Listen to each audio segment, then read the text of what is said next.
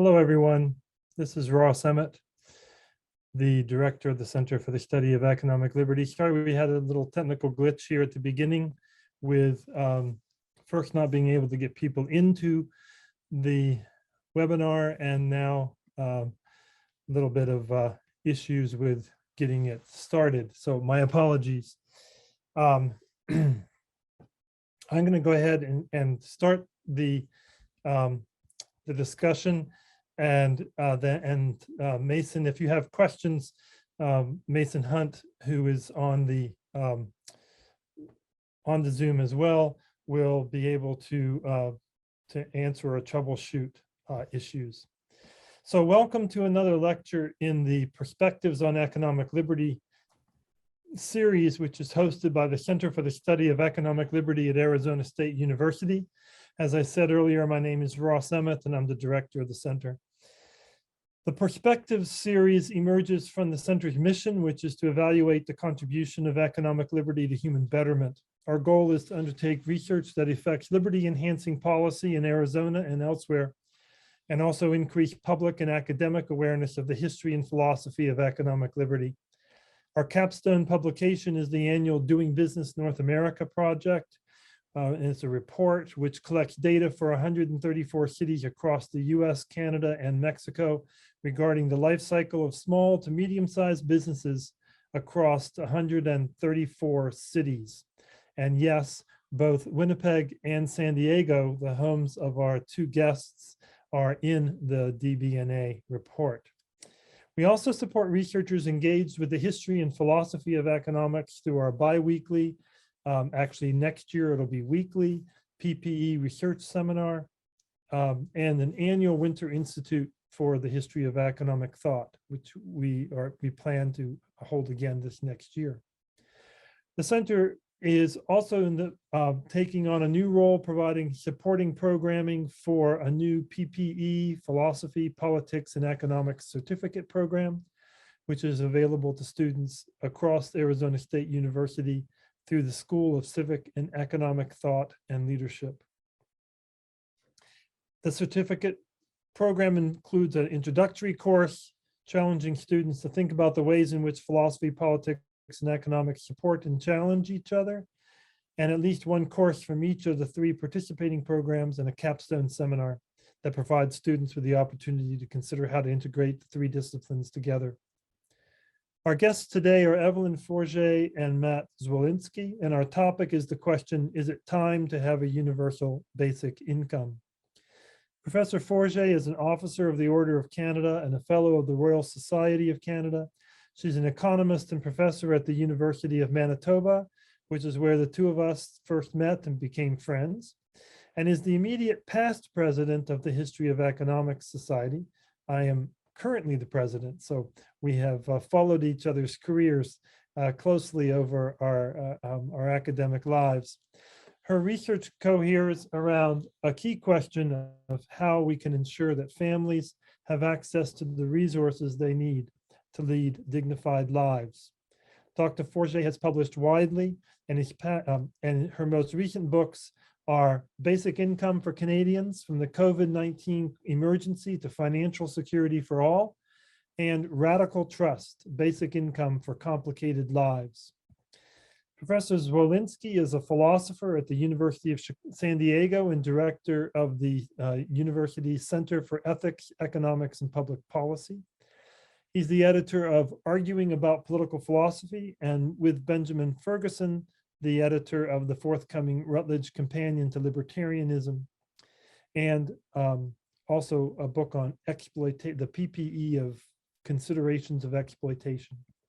With John Tomasi, he is the author of The Individualists, Radicals, Reactionaries, and the Struggle for the Soul of Libertarianism. And he's also co-authored with Miranda Fleischer on Universal Basic Income, What Everyone Needs to Know. We have two experts on the question of basic incomes, and look forward to the dialogue. I will turn things over first to Professor Forget. Thanks very much, Ross. I'm actually delighted to be here today, and I'm always happy to be talking about basic income, so this is a great opportunity. I want to say, first of all, that I earn my living in Canada as a health economist. My office is in a major downtown teaching hospital. And when you're a health economist in Canada, people only ever have one question that they want you to answer, and that is, where are we going to get the money to pay for all of this? And when your office is in a teaching hospital in an urban center, it becomes very obvious very quickly that we're spending a lot of money and a lot of time and a lot of energy treating the consequences of poverty in our hospitals. So several years ago, I went in search of data that was actually collected in a Canadian basic income experiment that took place many years ago in Canada. The purpose of that experiment, it actually took place in the 1970s at the same time that guaranteed income experiments took place across the US. It was called MINCOME. And the purpose of the experiment in Canada was to answer the question people always have when you talk about basic income, and that is, will people stop working if you give them money for nothing? I wasn't particularly interested in whether they stopped working or not, but I wondered whether it made them healthier and whether it made them happier. So I went looking for that data, and I was able to track down some of the participants in the experiment in the Canadian Medicare database. We had introduced universal healthcare in Canada just a few years before the experiment. And one of the consequences of a universal healthcare system is you get a tremendous amount of data about everybody. And I discovered that people who participated in the experiment received a basic income were 8.5% less likely to be hospitalized over the course of the experiment than a matched control group. That is, people of the same age and the same sex, similar incomes, living in similar places. Not only were they 8.5% less likely to be hospitalized, I also found a nice little bump in high school completion rates. So educational investment increased. So from my perspective, basic income has always been about poverty reduction. I know Ross advertised this event as a discussion of economic liberty, and I'll get to that in a minute. But basic income is also a good way of dealing and addressing poverty, because we treat the consequences of poverty through all of the other social programs we have in place. We treat the consequences of poverty through our healthcare system, through our education system, through special ed in our prisons, through child services, anything you can imagine. The costs are increased and the personal costs are increased if people are forced to live in poverty. So this is expensive, both from a social and from a personal point of view. So I approach the whole question of basic income in a very pragmatic way. To me, basic income is a better policy than our current ad hoc, muddled, expensive, and actually very demeaning income assistance programs that exist.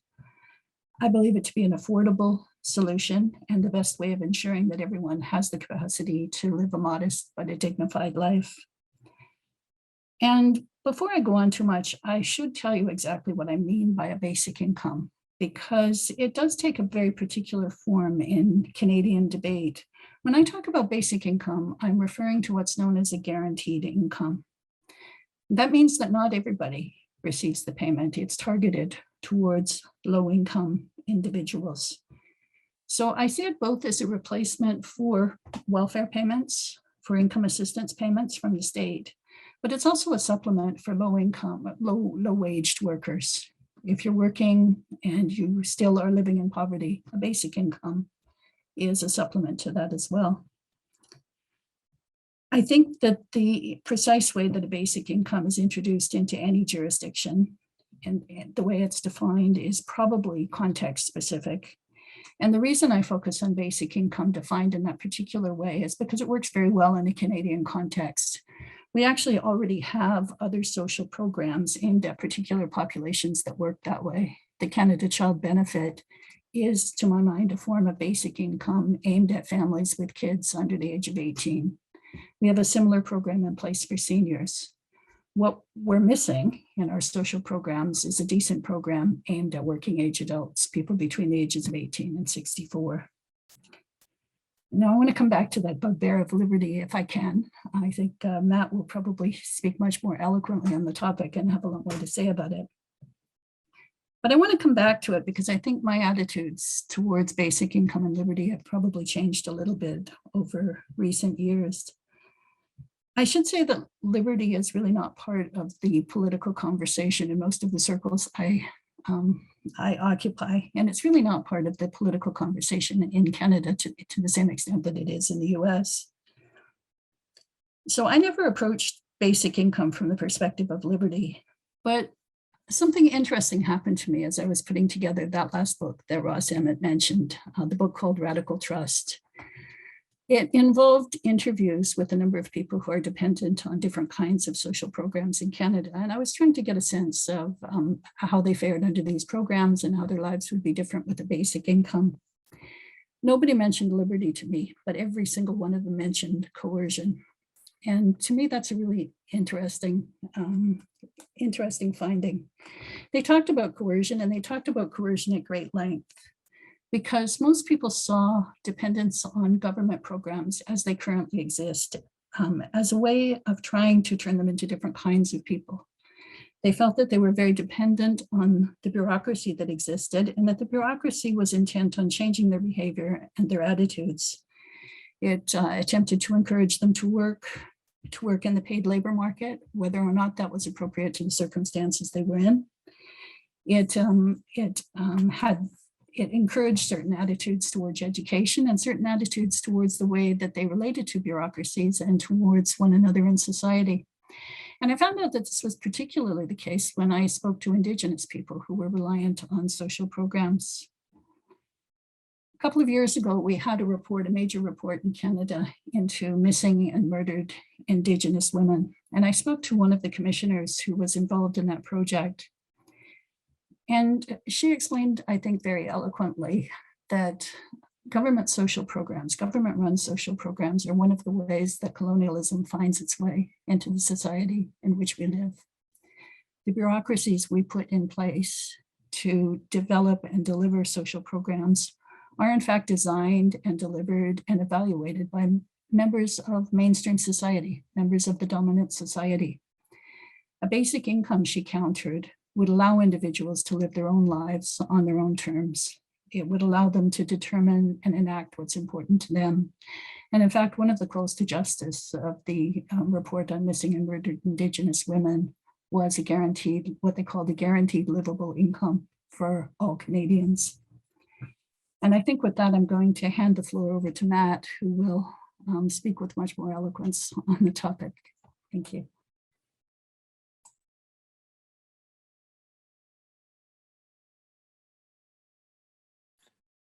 Thanks, Evelyn, and thanks to Ross for having me here. And thanks, it's a pleasure to be at this forum, and a real pleasure to be here with Evelyn, especially because I have long admired her work. I find it incredibly informative, persuasive, and actually really much more eloquent than anything I could possibly say on the topic. So I'm actually not going to speak about liberty in my comments here. I'm happy to do so in the Q&A. But like Evelyn, I actually want to approach this issue of a basic income from a very pragmatic perspective, because that's often not the way it's addressed, either by proponents of basic income or by critics of basic income.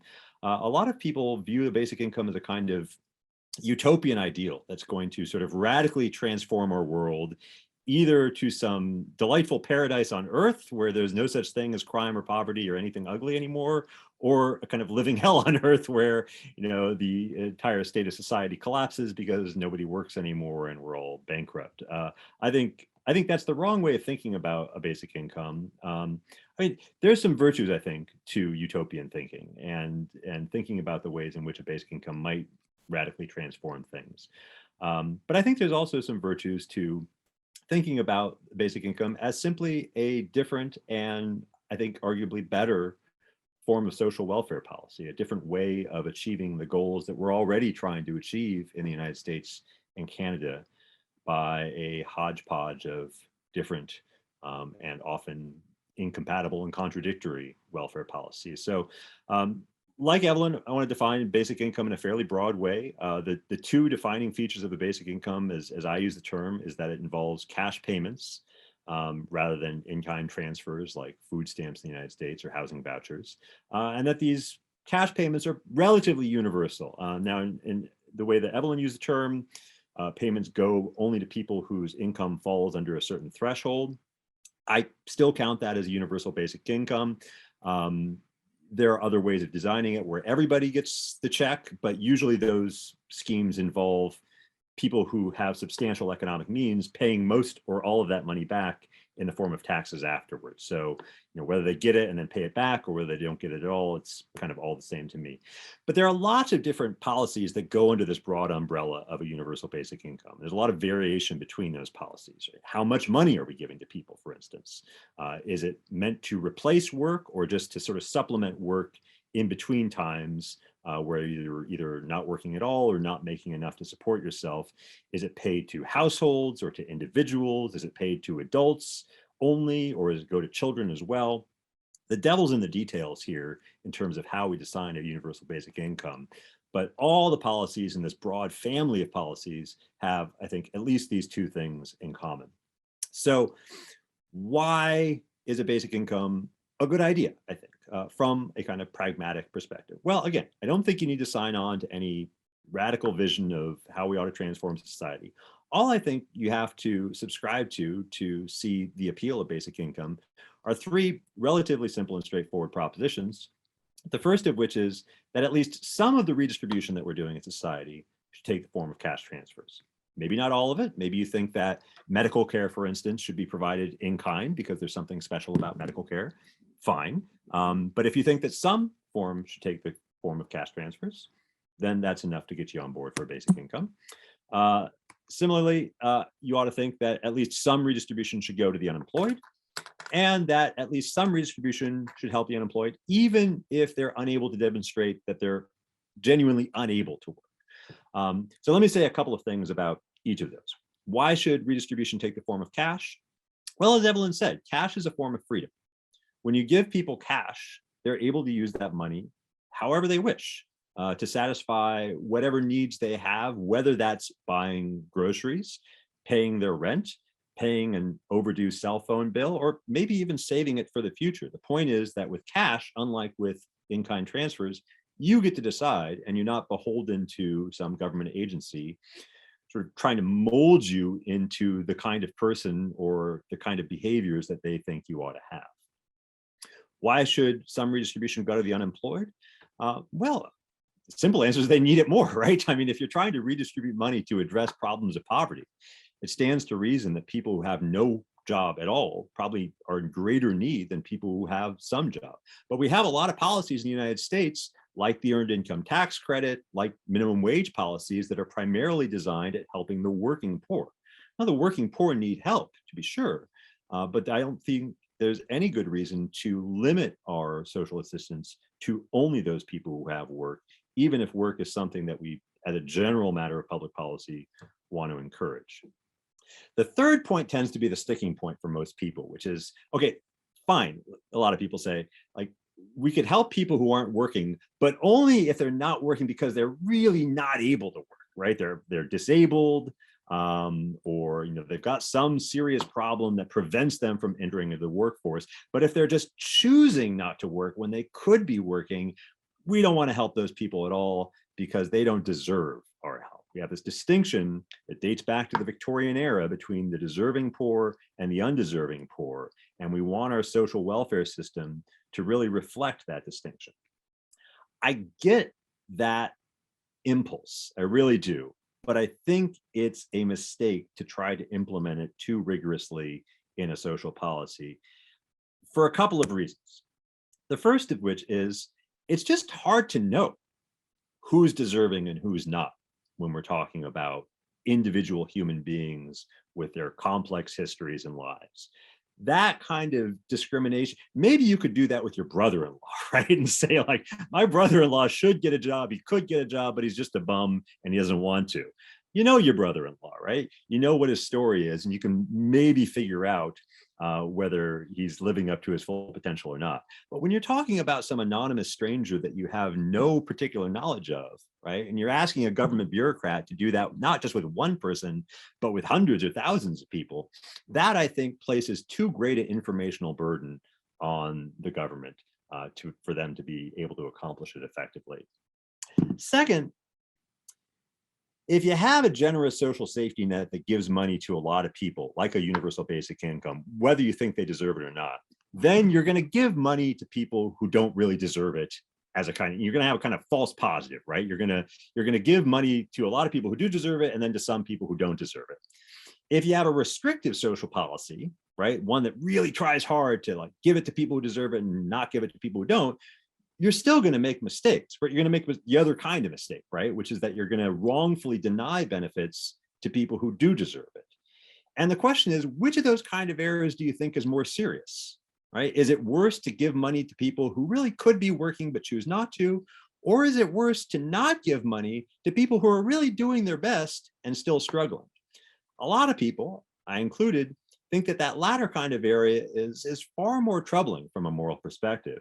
And so to the extent that a more universal policy like a basic income minimizes or eliminates that kind of error, I think that's a good reason to go for a more encompassing policy. Finally, short point, we just put too much emphasis on work in our society, right? Again, work is important, but it's not the only thing that's important. Or put it another way, participation in the paid labor market, which is what most people usually mean when they talk about work, isn't the only kind of valuable human activity. Getting an education is a valuable kind of thing that we can encourage, even if it means people delay by a few years going into the paid labor market. Spending time with your children or taking care of an aged relative is a valuable human activity, even if it's not participation in the paid labor market. So this idea that the overriding goal of all social welfare should be to move people into the workforce, I think is just a mistake. And to the extent that a universal basic income allows people to spend their time doing other genuinely valuable things, I think that's a point in its favor.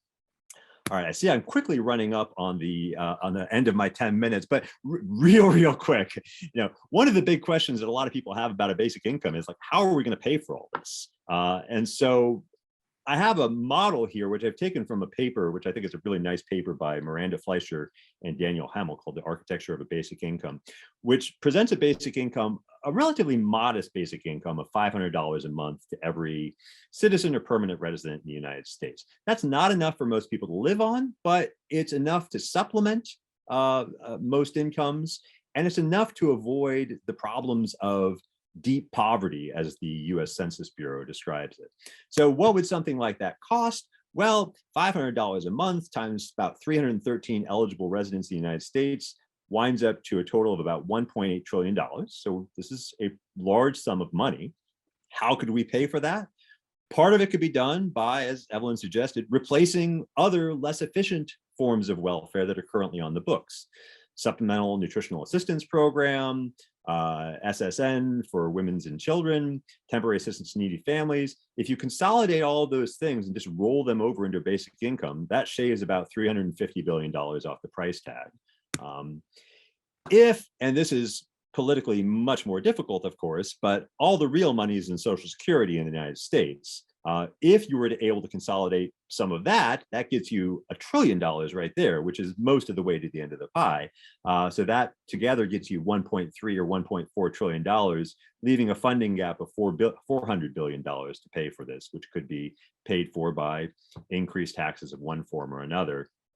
Increased taxes are not something that, as somebody with fairly libertarian sympathies, I'm a fan of, but it's worth noting that if we look at taxes as a proportion of GDP, the United States has tax levels that are relatively low in terms of most of the rest of the developed world. So I think we're at about I'm looking for my notes here, but I think we're about 38% at the United States right now. Canada, I think, is something like 44%, whereas some of the Scandinavian countries are closer to 50 to 60%. So even if we did have to pay for a substantial portion of a basic income through taxation, I don't think that would be a damning objection to the proposal. I've got more slides here on numbers stuff. If you're interested, we could talk about in the discussion, but I want to be moderately respectful of the timing constraints that Ross has put on me. So I'll stop my formal presentation there. Thank you to both Evelyn and Matt for engaging, timely, and challenging presentations. And we have a host of questions in the Q&A, which you can add to, and I will be working through that in a few minutes. But I wanted to get back to sort of, I had a sense from both of your presentations that there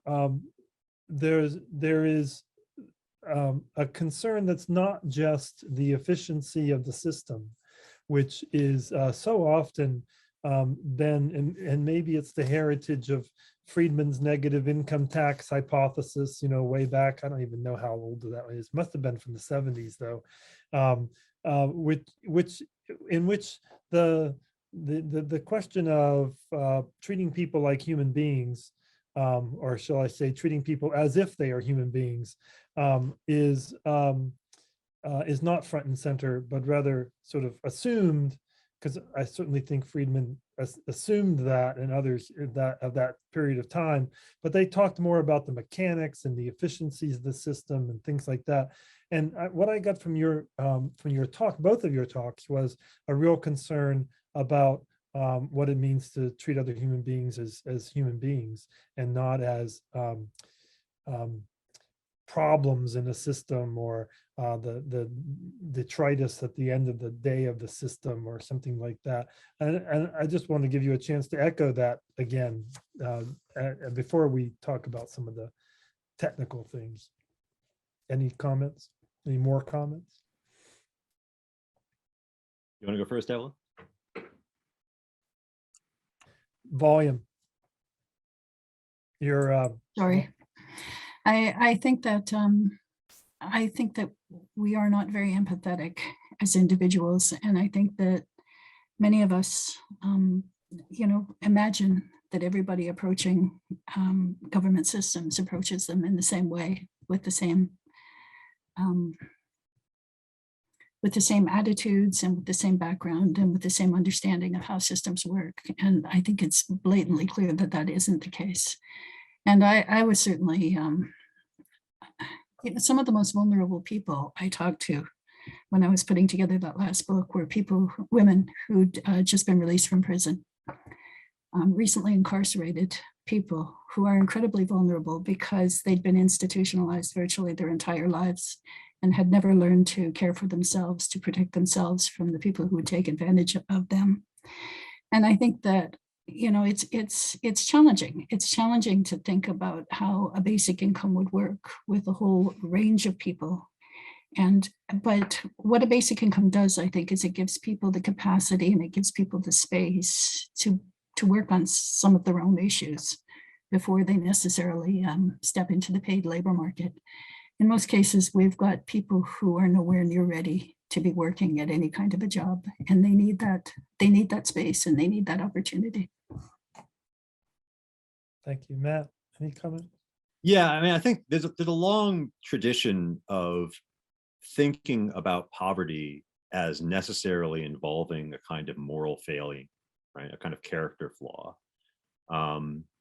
And on that assumption, the welfare state was devised partly in order to correct those character flaws, right? So the idea of the welfare state was not just to transfer resources, but to have a kind of educative or corrective purpose.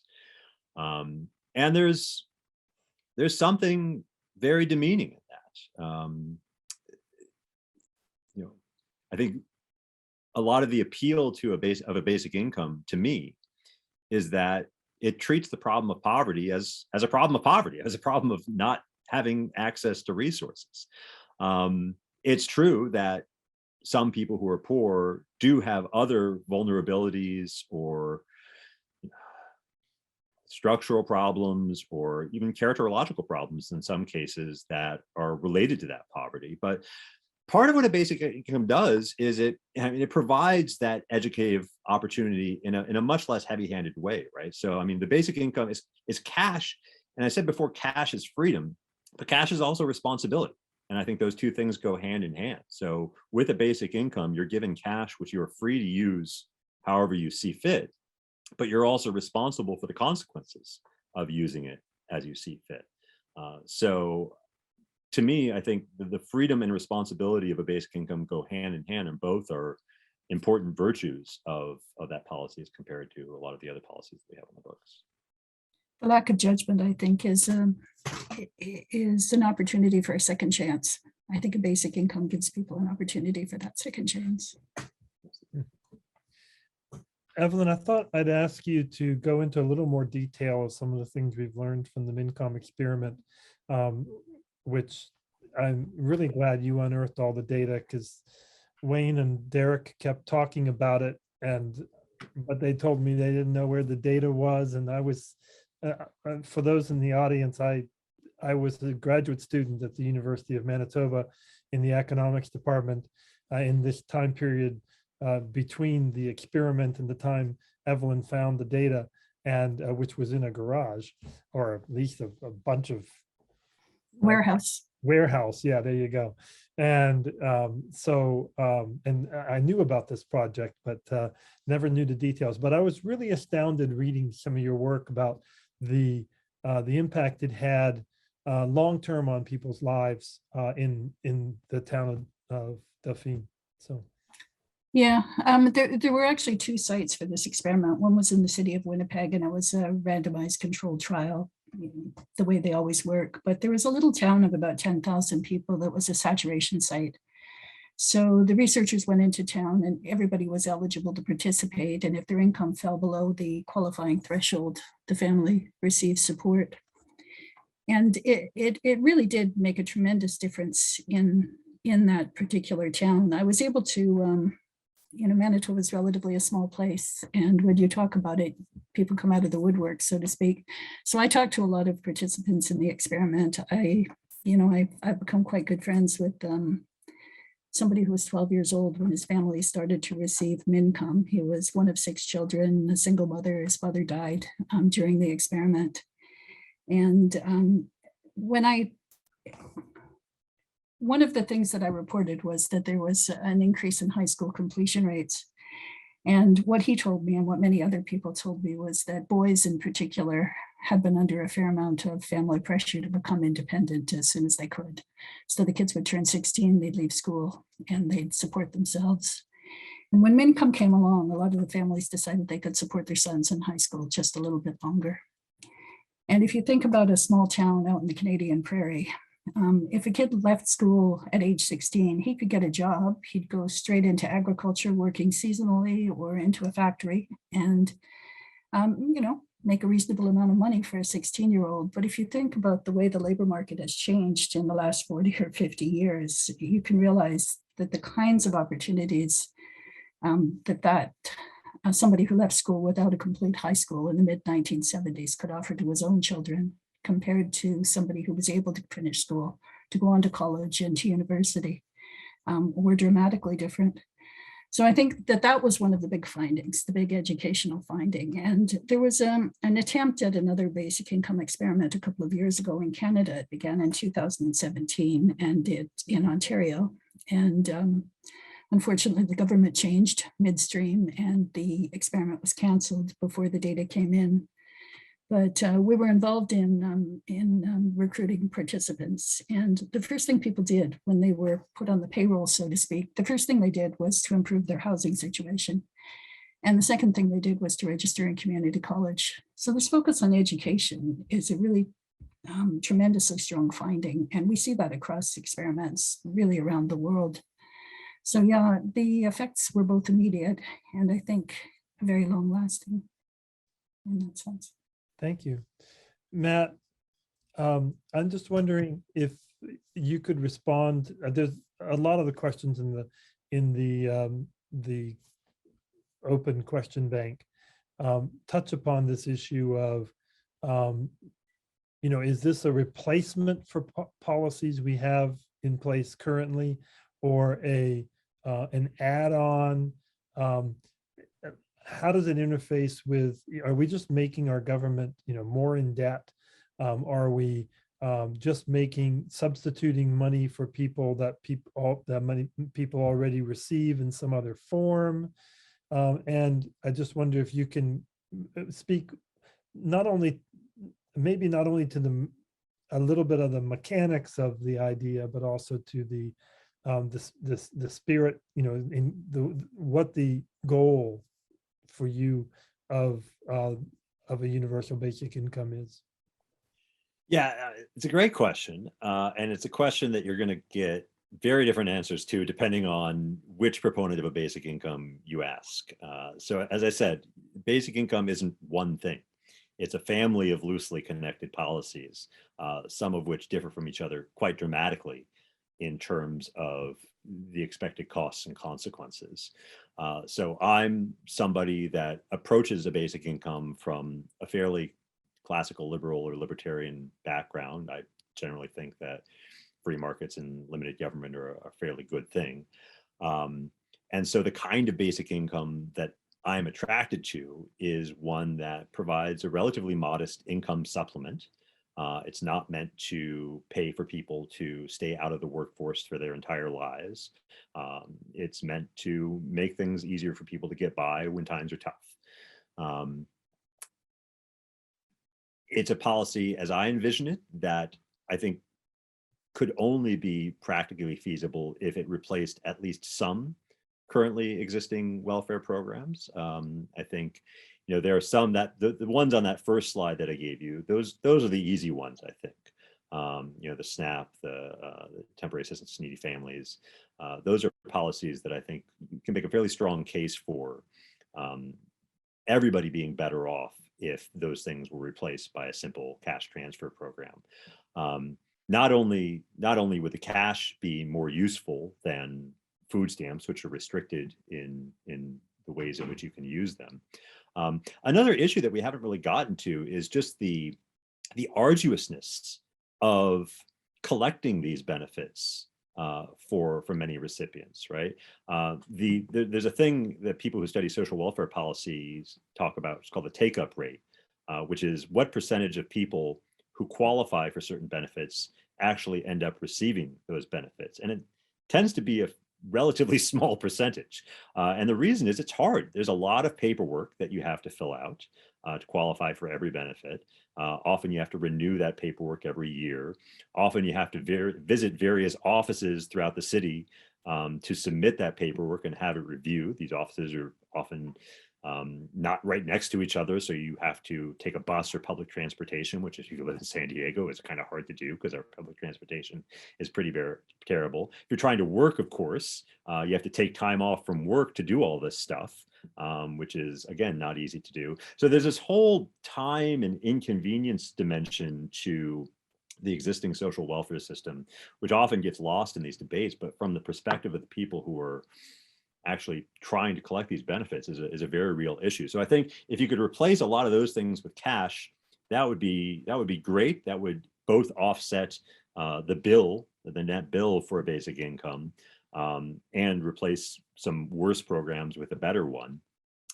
But you probably couldn't cover all of the cost of a basic income in that way. As I said, if you could replace Social Security with these things, that would go a long ways towards covering the cost. But Social Security is, as everybody knows, essentially politically untouchable in the United States. Although my ideal would be to replace a great deal of the existing welfare state, and this is the same kind of policy that Charles Murray, another kind of libertarian conservative thinker, put forward in his book In Our Hands, the political feasibility of such a swap is subject to question, to put it kindly. So realistically, it is likely that any feasible basic income would be added on top of at least some existing welfare programs. I still think that would probably be a step in the right direction, even though it falls short of my ideal.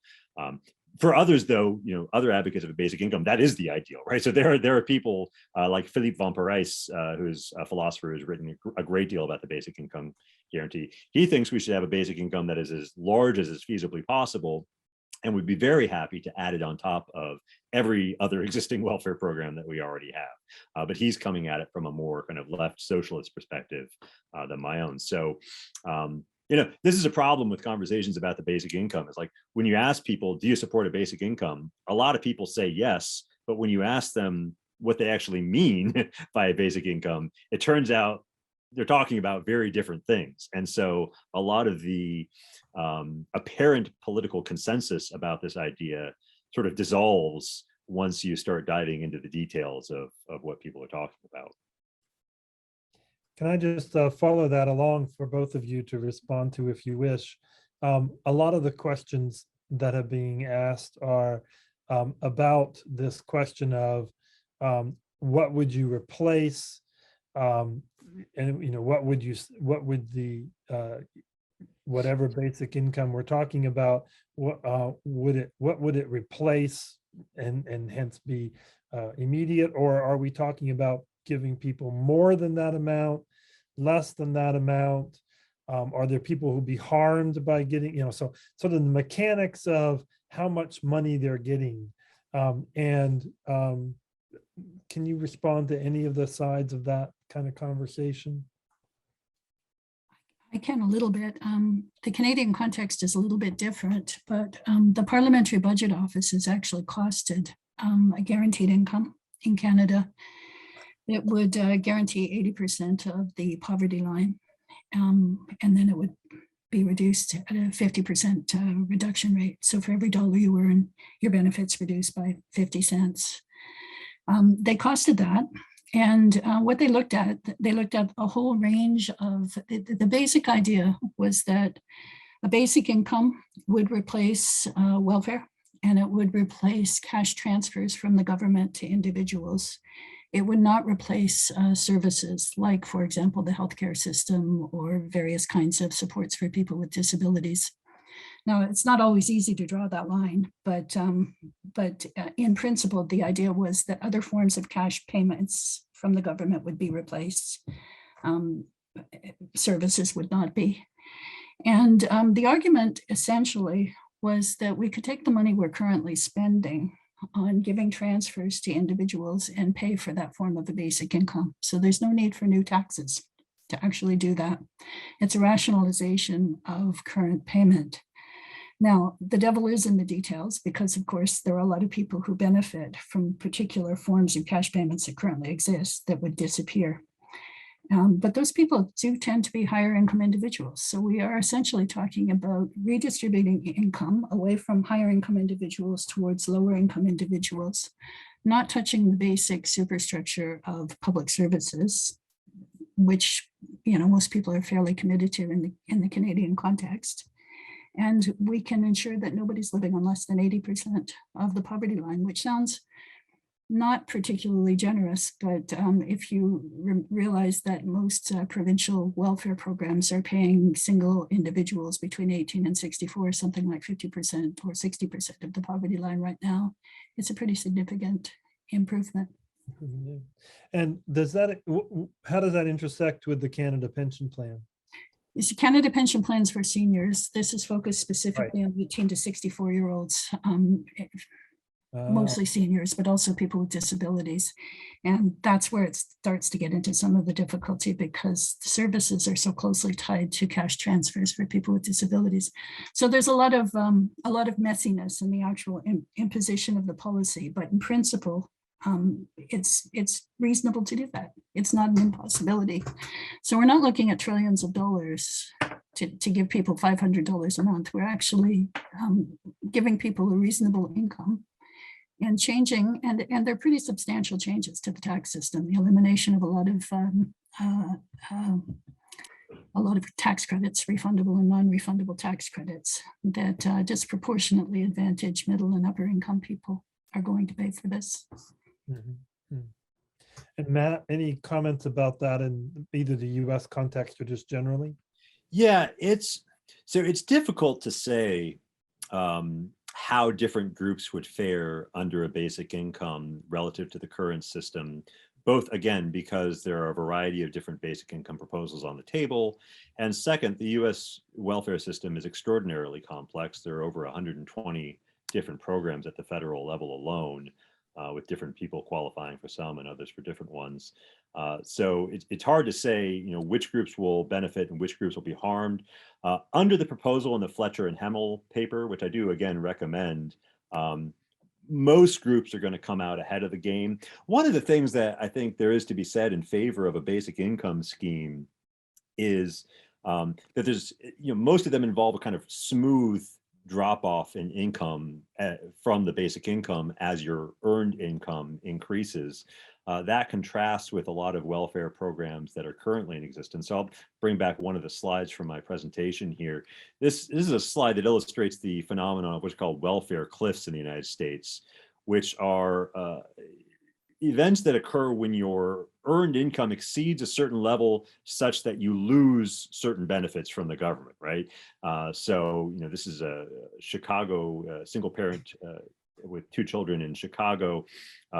You have these, sort of steady increases in income, but then your actual take-home pay, your net income, takes these big plummets once you exceed $12 or $15 or 18 hours, and you lose different assistance, food assistance or childcare assistance or housing assistance, the effect of which is that you're paying an effective marginal tax rate sometimes of something like 400% on your $15,001, right? So there are these massive work disincentives built into the current system that would, in theory anyways, disappear with a basic income, or at least, be transmitted into the kinds of disincentives that are normally associated with taxation, right? You're always going to earn, take home slightly less than the dollar you make working. But as long as you don't face these kind of massive drop-offs, the effect should be far less than what we see today. Thank you. So there's lots of questions, and I'm hoping that I can save them all for you so that you can get them to think about. But and I'm torn in so many different directions for which direct questions to ask. But I have to ask this one because it's a particular favorite of mine, and that is, so we have the Alaska program of providing income to Alaskan residents, and we have the Alberta program, which at least used to exist. I don't know if what has remained of it, given the provincial government spending of the oil reserve income in both Alaska and Alberta. The income for these funds comes from oil sales. To what extent have those payments to residents of the respective state province been something like a UBI, or have they morphed into something different? And I actually think the original idea of this goes back to Thomas Paine, does it not? But anyway, go ahead, either one of you. So yeah, the Alaska, oh, sorry. Okay, go ahead, please. I'll speak briefly to the Alaska example. Right? So the Alaska Permanent Fund Dividend has been in existence since, I think, about 1982. Mm-hmm. And like you said, it issues payments to residents based off oil wealth, essentially, from the state. Those payments have been fairly significant. So I think they've amounted to about $1,600 per person per year. Average ranging from a low of about $300 to a high of around $2,000, depending on the price of oil. And I think it has a good claim to being the only permanent universal basic income in existence in the United States. We have a lot of pilot programs, a lot of temporary programs that we've run, but this is the only thing that's sort of lived on as a permanent government program. And as you said, the general spirit of this idea traces back to thinkers like Thomas Paine, who wrote an interesting little pamphlet called Agrarian Justice, the basic idea of which was that the natural resources of the earth, including oil, but also including the land itself, properly belong to humanity as a whole. They are the common property of humanity. And so it is not unjust then for society to impose a tax upon those resources that is equal to their full unimproved value, and to use that tax to fund something like a basic income, because what you're basically doing there is just sort of giving everybody a share of not the land itself, but at least the economic value of the land or the oil, which is properly theirs and which, after all, nobody made, right? It's not like anybody can claim like I made that oil. You might have made the drill, right? You might have performed the labor of using the drill to go down and get that oil, and you're entitled to the proceeds of your effort and your labor. But the raw value of the oil itself, that, you know, to quote Obama, right, you didn't build that. So it's not necessarily yours to keep. Evelyn, do you want to say anything about Alberta or not? Well, You the can Alberta. Pass. Yeah, I'll pass. I'll pass. that's perfectly fine. So the there's a number of different questions here. So Penguin.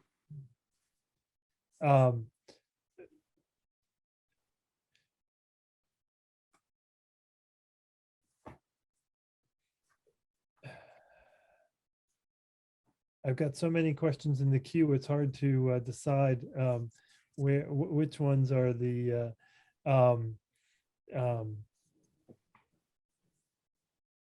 so there are several questions which touch upon the role of non-governmental organizations in their provision, either via what we would often call charity, or via other kinds of programming, or by their own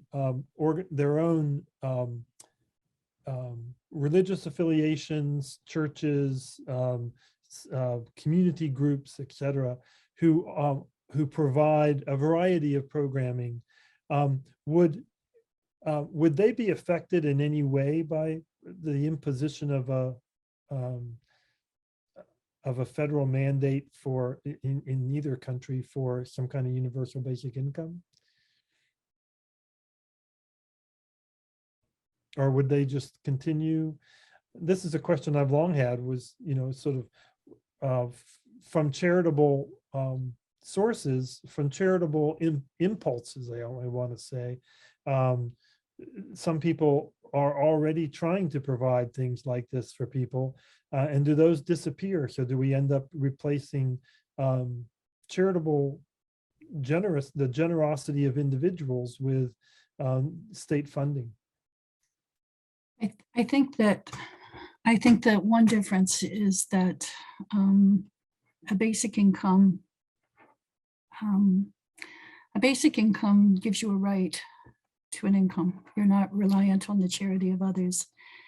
That doesn't mean there's not a role for these organizations, but you are not dependent on those particular organizations to meet your day-to-day needs.